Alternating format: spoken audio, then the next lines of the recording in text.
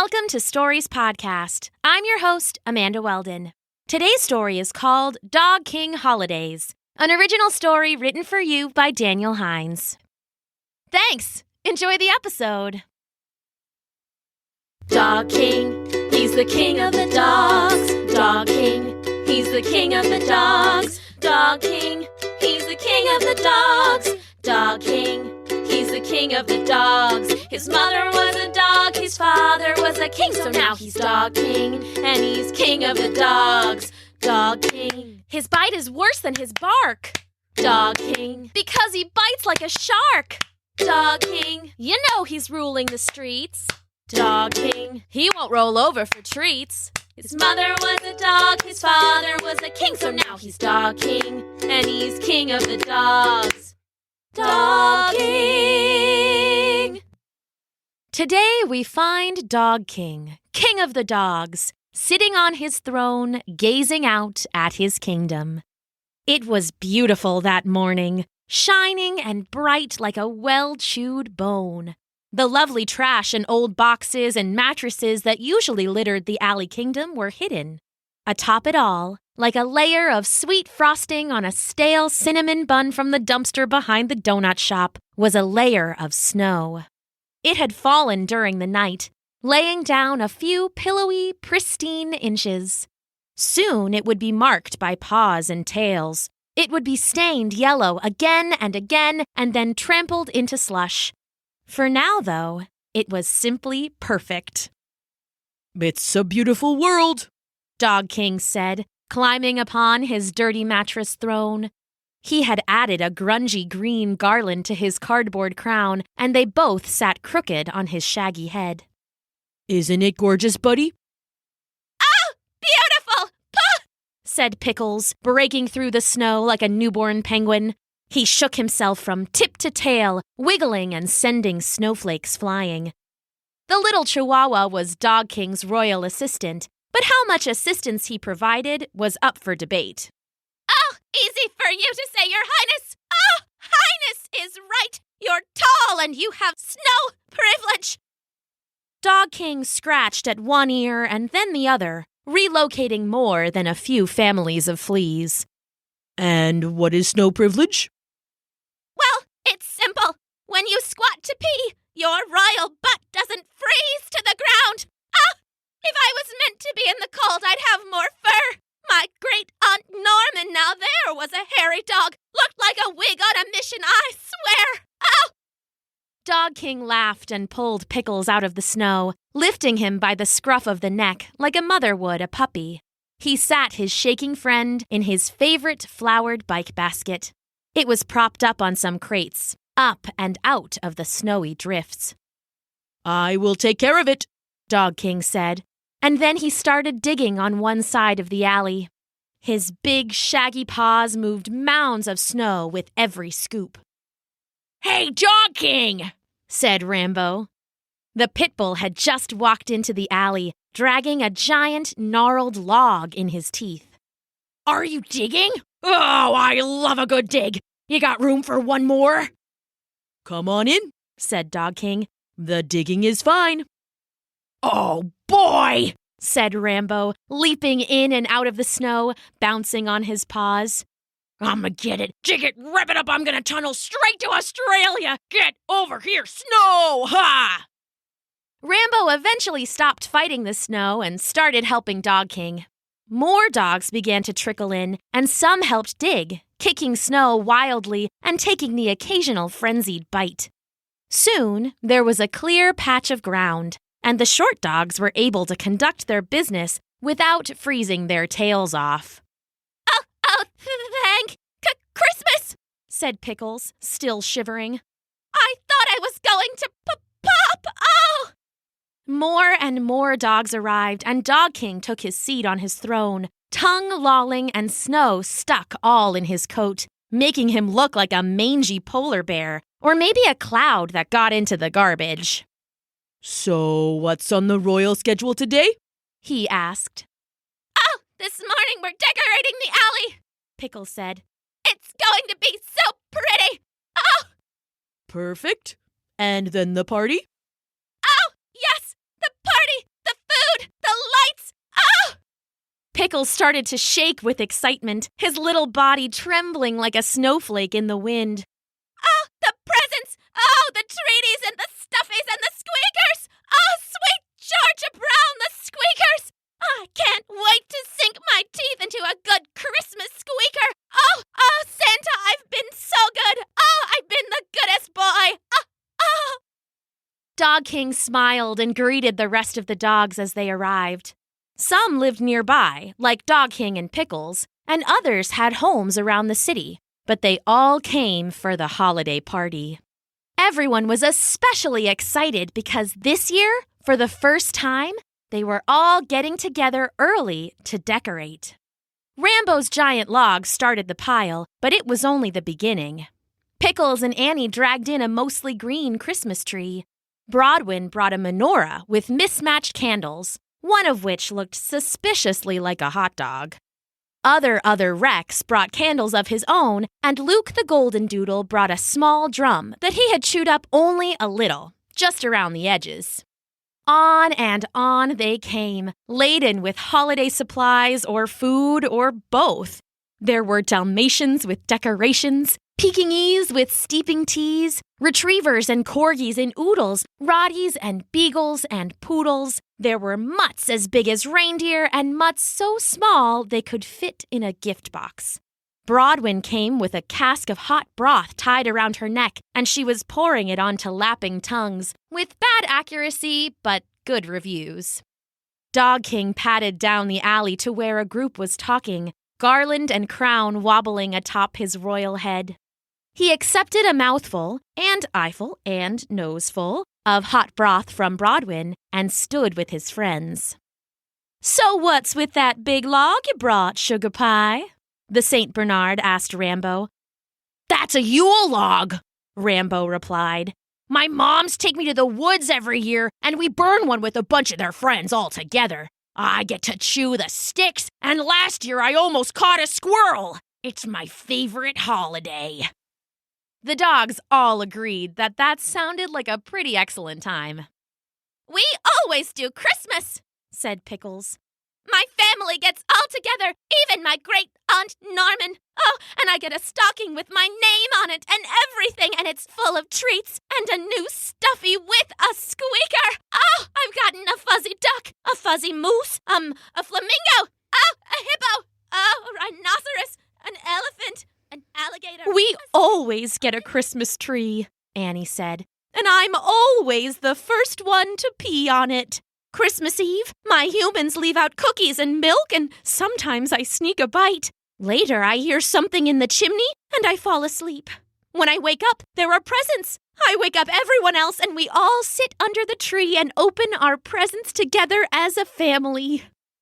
A lot of the other dogs knew Christmas and thought it was a fun day, but they were divided on wrapping paper. Half thought that tearing it open was the best part of all, and the other half thought it crinkled in a way that was entirely too spooky.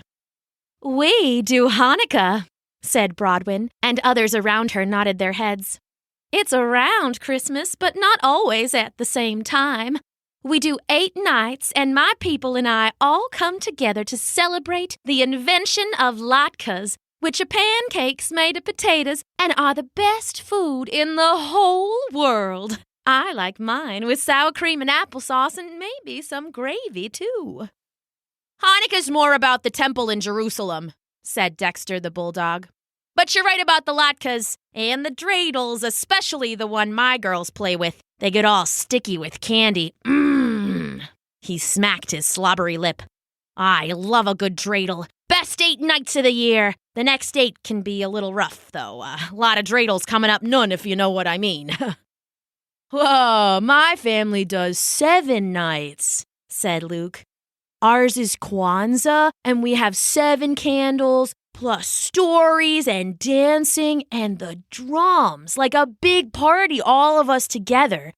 Hey, have you ever chewed a good drum? Sometimes they have leather in the middle. It's like the most tender rawhide you've ever chewed. You can really taste the music, man." "We have candles, too." "All right, Candle Bros." "Ours is called Omisoka," said Cranberry the cat, whom Dog King had helped find a new home. My humans have a party, and then we all have a bowl of special noodles together, and I get to have noodles too in my own people bowl. Whoa! Gasped Rambo. A people bowl? Yeah, 'cause it's a holiday. Even better, though, sometimes they forget to clean up before they fall asleep, and then I get everyone's noodles and the fish sauce, too. They kept going, and Dog King backed away again, a smile on his shaggy face. He walked down the alley and saw tall dogs stringing garlands and lights. Short dogs walked underneath them, dragging sacks of garbage and other delicious treats.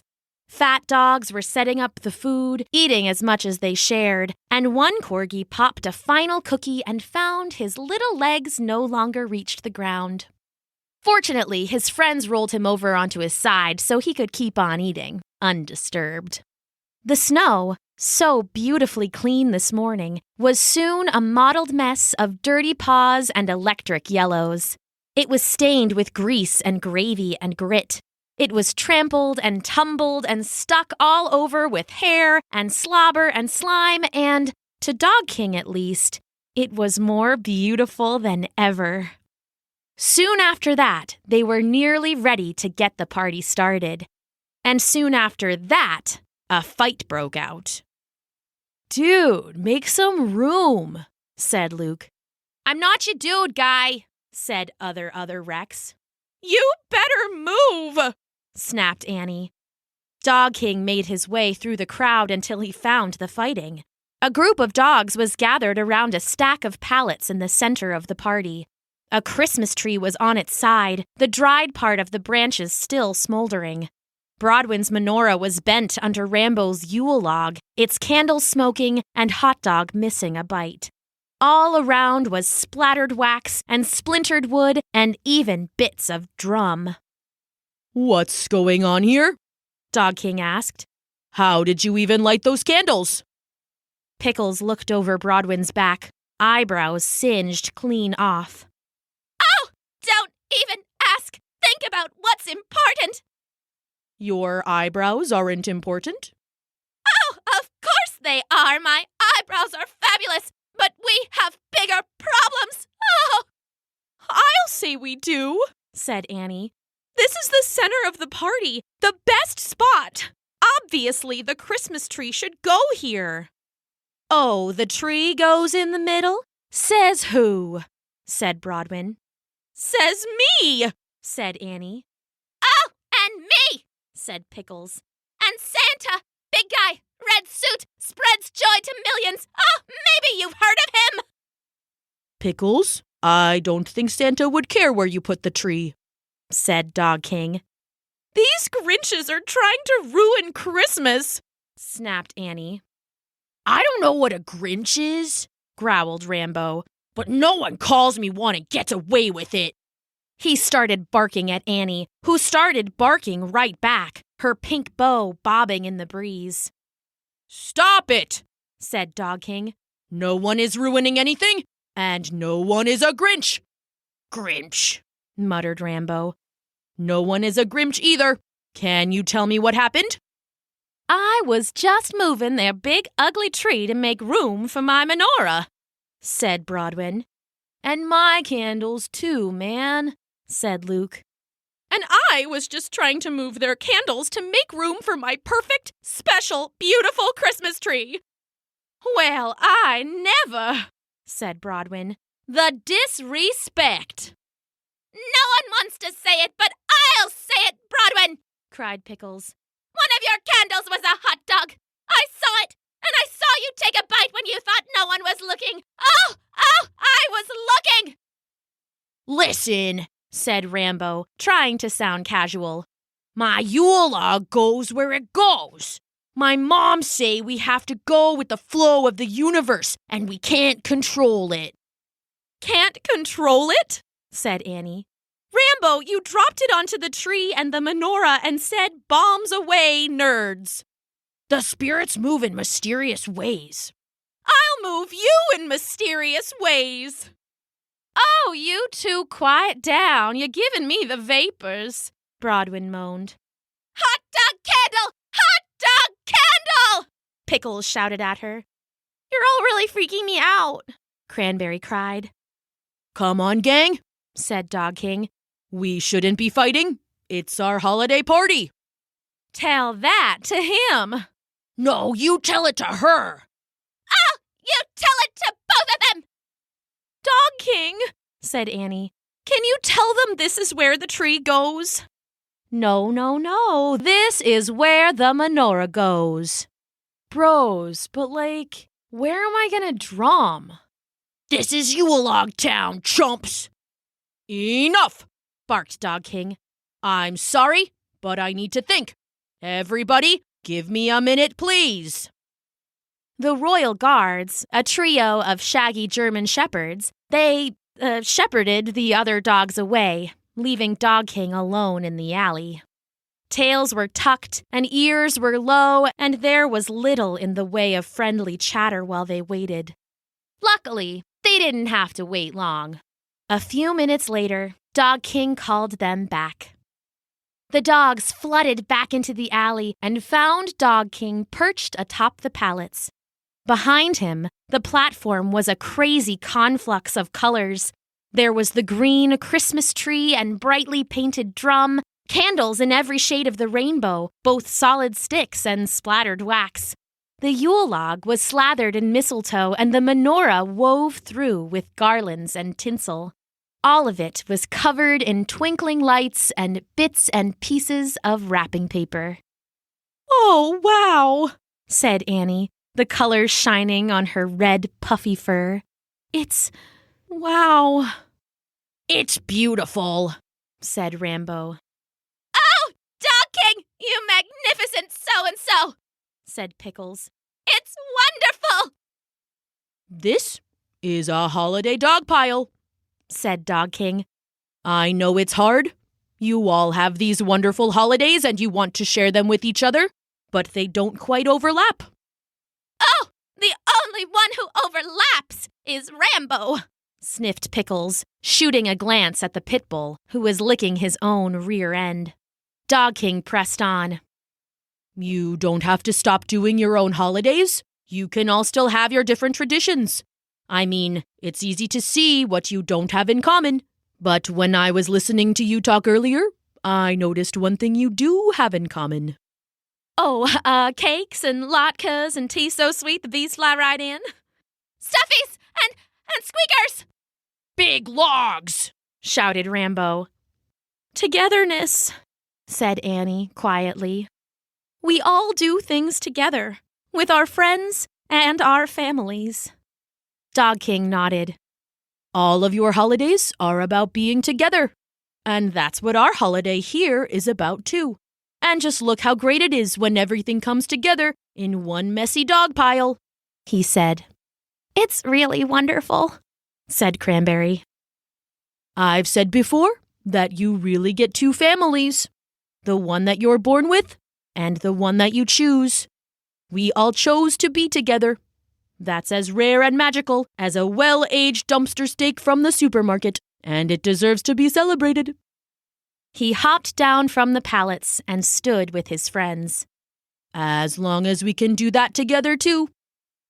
The dogs all looked at each other for a moment, and then, slowly, one at a time, the tails began to wag.